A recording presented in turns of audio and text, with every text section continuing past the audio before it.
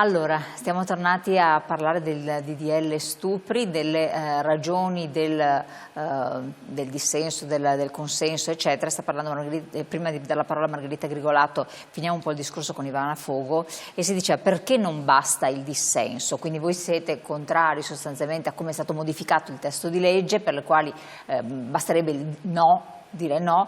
A voi dice torniamo invece come era prima perché almeno ci sarebbe un'inversione dell'onere della prova, giusto? Sì. E perché non basta il dissenso? Vediamo la slide. Sì, adesso l'altra slide poi la spiegherà meglio Margherita, sì, perché qui noi facevamo proprio un esempio specifico del freezing in questa slide, cioè della situazione nella quale una donna non riesca a opporsi in quel modo, no? In quel modo, perché si trova in una situazione paralizzata dal terrore, ma poi insomma magari Margherita la esplicita meglio.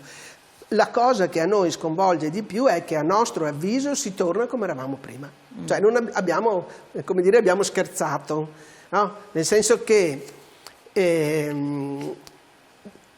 adesso queste saranno ripercussioni magari culturali nel tempo, ma deve essere chiaro che c'è un rapporto tra due persone che devono essere entrambe consenzienti. Se dicono è un no e l'altra persona deve fermarsi, non può continuare ad andare alla ricerca di giustificazioni, scusanti, situazioni non ho capito, avevo inteso male, diceva no ma voleva dire sì. Adesso io non voglio proprio Ma allora entrare... questo sì Benedetto, come va dimostrato? Deve essere fatto un atto scritto? Ma no, insomma io penso che no, perché quando si verifica, perché quando il testo dice ogni atto, nel rapporto ci sono vari atti, per cui a un certo punto può darsi che uno vada un po' oltre, il no fermerebbe, mentre mi hai detto sì, ci stai, che so io, ti proponi eccetera, e poi cambia a un certo punto perché arrivi fino a un certo livello, quindi bisogna fare un modulo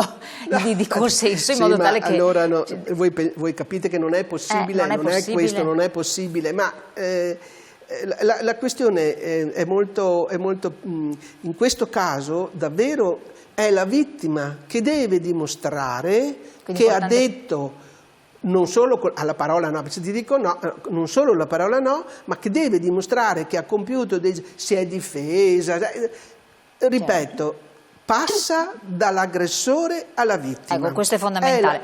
È la vittimizzazione secondaria, a parte la vittimizzazione secondaria che è quando poi devi dimostrarlo. No, chiarissimo. Adesso dobbiamo dare la parola a Margherita Grigolato che deve dire la sua relativamente a questi aspetti qua. Segretaria, è con noi? Salve. Eccola qua. Allora, riprendiamo sul discorso del dissenso. Però io vorrei riallacciarmi a quello che diceva Ivana partendo da un altro presupposto. La Convenzione di Istanbul, che è stata ripresa e attualizzata dal Parlamento italiano, dà la possibilità appunto di fare una norma che era stata concordata da maggioranza e minoranza. Per la prima volta in Italia c'è una premier donna, c'è una segretaria meglio del partito di minoranza relativa, quindi del PD. Fanno un accordo per cui si riesce ad avere una norma che va nella direzione della Convenzione di Istanbul, con la quale hanno già fatto norme uguali altri stati come la Spagna, la Francia, e bastava copiare da quello. Improvvisamente, perché devono perché c'è un problema politico all'interno della maggioranza, o meglio perché devono dar ragione ad un certo partito, meglio ai maschi di un certo partito della maggioranza, cioè alla Lega, improvvisamente si cambia tutto. La cosa che mi dà fastidio a me personalmente, ma ho sentito anche altre donne, che sia una donna, cioè l'avvocata Bongiorno, che è quella che propone questo cambiamento. Allora si torna indietro di 40 anni, nel senso che da sempre, da quando esistono le donne, cioè da quando siamo nate, con gli uomini ovviamente, ma quando c'è il genere femminile, sono sempre state le donne a dover difendersi da un atto di aggressione da parte dell'uomo. Eravamo arrivati ad una normativa che dice Se ti dico di sì è sì, non è che ti devo dire di sì al primo bacio, a quando ci sono le prime infusioni, a quando c'è il petting, non è questo, è quando ti dico di sì è sì, ma nel momento in cui ti dico di no ti devi fermare. Altro è invece, se deve essere, se è no, perché come diceva giustamente Ivana prima, io a volte posso aver dato impressione che andava bene. Inizia e dico di no, ma tu non l'hai capito. Dici, ma non era chiaro che avevi detto di no. Se poi mi hai fatto bere o abbiamo bevuto inizialmente tutti e due d'accordo e poi, perdonatemi, mica sempre un rapporto a due. Di solito gli stupri che sono denunciati sono a più persone, quindi mi avete fatto bere. Sono sotto l'effetto di farmaci anche a volte e di alcol, quindi non sono in me. E anche se dico di no, non è considerato da chi sta facendo la violenza sufficiente. Ribaltate la frittata, provate a mettervi voi nei panni di quella donna che non è in grado di dire di no. Io non so se a voi è successo, a me è successo di non riuscire a dire di no. E vi garantisco che non è una bellissima situazione. Poi non hai voglia di denunciare perché non vedi l'ora che finisca, ma nel caso tu avessi il coraggio e avessi modo di dire sono stata violentata, con il ritorno di con il cambio del 27 di gennaio, tu non la denunci più. Si disincentivano le richieste di aiuto, si disincentiva e aumenterà il sommerso rispetto al fatto che le donne non denunciano. Questo non vuol dire che ci saranno, cioè che nel testo iniziale, quello di novembre, le donne possono, cioè sono, come dire, tutelate al massimo e sicuramente denunciano. Le donne fanno fatica a denunciare perché attiene alla propria sfera personale oltre che alla sfera pubblica. Io ho assistito a uno spettacolo teatrale di 15 giorni fa con 4 ragazze sul palco che raccontavano la violenza che ha subito un'italo-peruviana nel 2016, non 30 anni fa, nel 2016, esattamente 10 anni fa, e che lei ha denunciato perché è stata violentata da un gruppo, è andata dai carabinieri. I carabinieri le hanno detto ma lei è sicura, ma si sta contraddicendo, era lei che li ha istigati, eccetera. C'è stato il processo, lei ha perso nonostante i giudici, il trio dei giudici fossero tutte donne, perché non era stato portato agli atti anche il fatto che lei era andata in ospedale, che era chiaro che era stata ricucita, che aveva avuto un'emorragia, che aveva avuto bisogno di una trasfusione. E lei, come dire, è stata cancellata. Cioè quella violenza che è diventata di dominio pubblico, lei ha denunciato e invece, come diceva Ivana prima, è stata vittima di vittimizzazione secondaria.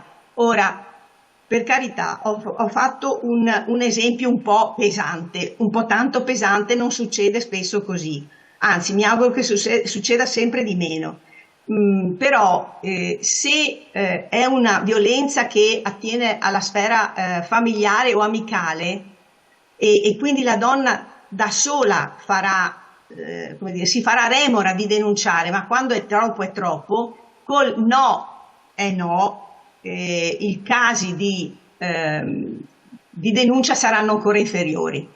Certo, però nel caso l'esempio che lei faceva, poi nel frattempo è arrivato anche un messaggio, io dicevo però appunto là stava l'avvocato a portare gli atti alle perizie del pronto soccorso. Noi parliamo sempre di casi di violenza che bisogna andare al pronto soccorso, diciamo sempre che bisogna avere gli elementi probatori, questo è un dato di fatto, che sia sì, che sia no, che ci sia un testo di legge o l'altro, lì è stata un'omissione rilevante. Chiedo scusa, ma non necessariamente bisogna andare a farsele diagnosticare al pronto soccorso, perché sennò dopo magari una settimana, un mese non ci sono neanche più. E quindi questo è stato un caso un po' particolare, insomma. No, difatti la questione è spesso e volentieri che nello stupro, se non c'è una violenza efferata, non ci sono magari le condizioni fisiche per dirlo. Non necessariamente una deve andare in ospedale. Non so se Certo, mi sono sì, spiegata. chiaro. Quello che volevo chiedere... Perché di fatto quando è cambiato nei decenni precedenti attraverso i vari processi per violenza sessuale, il cambio che ha dato l'avvocata Lagostena Bassi è stato fondamentale, cioè alcune donne, diciamo, hanno subito violenza anche se non ci sono le prove, come posso dire, Certo, fisiche, di chiaro, strappi, ho reso, perché certo. sono magari dal punto di vista anatomico più elastiche. Questo non vuol dire assolutamente che non ci sia stata la violenza. Chiaro. Un attimo solo leggo i 2 messaggi che sono arrivati poc'anzi, così facciamo capire che i nostri telespettatori sono partecipi. Non credo che il legislatore intendesse creare un problema alle donne, anche perché era una donna, perché si scontrerebbe con tutta l'opinione pubblica. Nessuna persona normale vuole gli stupri e gli stupri non hanno colore e politica. Così dovrebbe infatti essere, anche perché sennò non avrebbe senso. Infatti a me viene da pensare, se era un avvocato, ma... E un altro messaggio: complimenti allo SPI che si fa sempre portavoce di grandi problemi e disagi, anche se non riguardano i pensionati, bravi e vi seguiamo sempre. Ecco, quindi in realtà purtroppo questi fatti, quando sono domestici, tra le pareti domestiche, possono riguardare anche le persone anziane, e questo è un altro problema in realtà. Noi abbiamo una grande attenzione rispetto alle violenze sulle donne anziane, in particolare tutte le violenze domestiche, e su questo insomma ci stiamo anche lavorando e siamo sempre molto attenti. In conclusione, Margherita Grigolato, c'è un aumento delle pene, questo può andare bene? Vi vede soddisfatti? Guarda, guardi, sarà strano, però a noi non interessa molto che ci sia l'aumento delle pene, a parte che sarebbe importante che ci fosse la pena, che ci fosse la certezza della pena, mentre spesso e volentieri poi questi escono, ma non è l'inasprimento delle pene che ci aiuta. Io ho bisogno, io donna che ho avuto il coraggio di denunciare, devo essere certa che non sarò vittima in quel processo, che verranno ascoltate le mie ragioni e sarà chi mi ha usato violenza a dover spiegare se aveva capito bene, se non aveva capito, e a portare le prove esattamente al contrario, cioè le stesse prove che abbiamo dovuto portare noi donne per centinaia di anni a nostra discolpa. Cioè tu mi violenti, io devo anche dimostrare che sono stata violentata e che non sono io che mi sono messa a tua disposizione. Chiaro, grazie Margherita Grigolato, siamo in chiusura, una battuta di chiusura Ivana Fogo, perché dobbiamo proprio chiudere. Sì, no, va bene, io non posso fare altro che confermare questo. Nell'ultima slide c'è proprio una frase che si sintetizza quello che noi vogliamo dire: si dà per scontato la disponibilità sessuale delle donne a meno che lo stupratore non capisca chiaramente un no. Cioè, questo è la prima, cioè questa frase che a mio avviso è proprio il riassunto del motivo per cui noi pensiamo che questo DDL sia sbagliato e ci faccia tornare indietro. Chiaro. Ora ripartirà la discussione. E vi aggiorneremo su come andrà. Partiremo con l'iter e noi ci saremo, ovviamente tutte, anche noi pensionate. Grazie Ivana Fogo, coordinamento donne dello SPI CGIL del Veneto, grazie a Margherita Grigolato, Dipartimento Politiche Inclusive CGIL del Veneto, grazie a voi di aver partecipato e di averci seguito. Naturalmente rivedete la puntata su YouTube e sul web. Buon proseguimento.